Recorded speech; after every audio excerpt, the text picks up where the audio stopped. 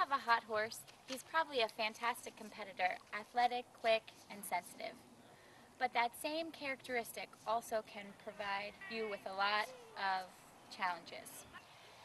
So in order to tackle your hot horse, one exercise that will really help is a 21-foot double verticals with a setup, middle, and landing pole.